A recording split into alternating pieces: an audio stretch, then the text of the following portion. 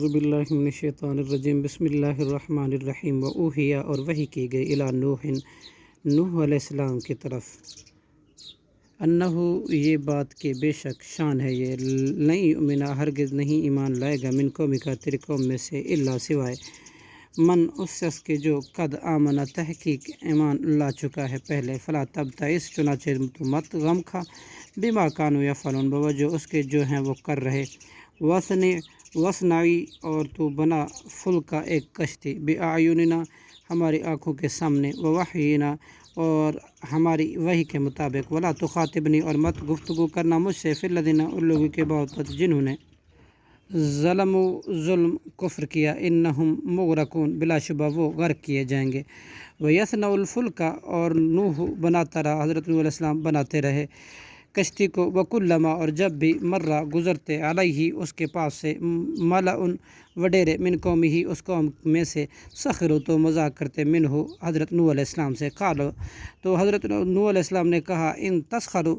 اگر تم آج مذاق کرتے ہو منا ہم سے فإنا تو بے شک ہم بھی نسخر ایک روز مذاق کریں گے منکم تم سے کما تسخرون جس طرح تم مذاق کرتے ہو فسوف تعلمون چنانچہ عنقریب تم جان لوگے من یاتی ہی کون شخص ہے آتا ہے اس پر عذاب ایسا عذاب یخزی جو رسوا کر دے گا اس کو دنیا میں ویحل اور اترے گا علیہ اس پر عذاب مقیم دائمی حتیٰ یہاں تک کہ اذا جاء جب آ گیا امرنا ہمارا حکم وفارت تنور اور جوش مارا تنور نے قلنا تو ہم نے کہا احمل